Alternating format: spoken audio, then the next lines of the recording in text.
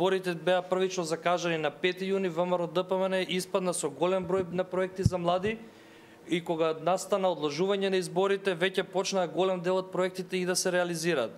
Така еден од проектите е бесплатното патување за најдобрите студенти за академската 2015 и 2016 година, како што вети ВМРО ДПМН беше објавен во текот на месец март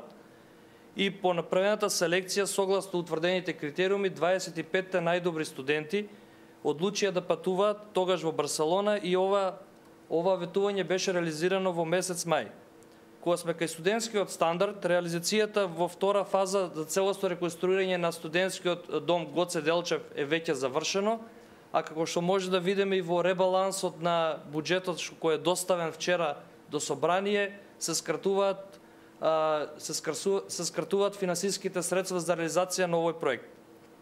Исто така кај стипендиите на средношколците кои ќе освојат награда на научна олимпијада и за нивните професори со законот за средно образование. Во делот на спортот 3,5 месеци пред време се започна со реализацијата за изградба на 20 фитнес зони кои се практично теретани на отворено. Се решија стотици проблеми на младите преку бројни проекти и законски решенија кои им го подобруваа и олеснуваа животот, како што се например бесплатниот автобуски превоз кој е воведен за средношколците и за студентите, ефтините авиолетови за патување во странство, укинување на визите за патување низ Европа, обновата на студентските домови, бесплатниот интернет, бесплатните компјутери за студенти од повеќе генерации, преводот на најквалитетните книги, бесплатни патувања со возови во дел од викендите, зголемени стипендии и се друго што треба секој млад човек да му се даде можност за да има повеќе шанса. Исто така јас доаѓајќи од рурална средина, со голема гордост можам да го истакнам и проектот за млади земјоделци, каде што многу млади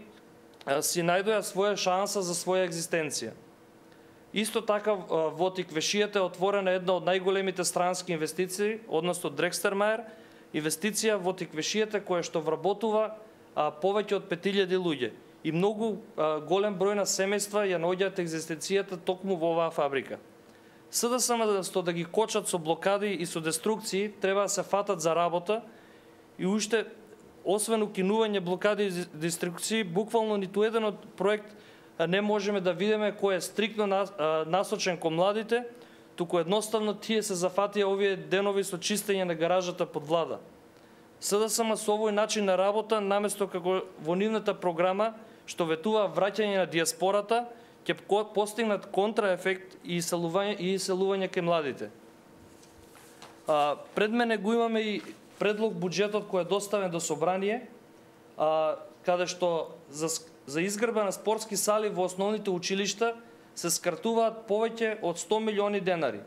За изградба на средни училишта се скратуваат 15 милиони денари и за реконструкција на средните училишта се скратуваат 7 милиони денари, а за изградба на училишти и спортски сали во средните училишта се скратуваат скоро 11 милиони денари. Со овој начин на работа не гледаме никакво насочување на политиките на СДСМ кон младите и овие бројки ги побиваат сите нивни ветувања во нивната програма дека СДСМ има програма за развој на младите. Кај развојот на спортот, сакам да истакнам дека изградени се 35 спортски сали преку Агенцијата за млади и спорт, но тука не застанавме. Министерството за образование и наука се вклучи во овој проект во акцијата за организирање на спортски системи и обезбедување на настава по физичко образование, што преку овој проект за изградба на 145 спортски сали, досега се изградени повеќе од 100 спортски сали.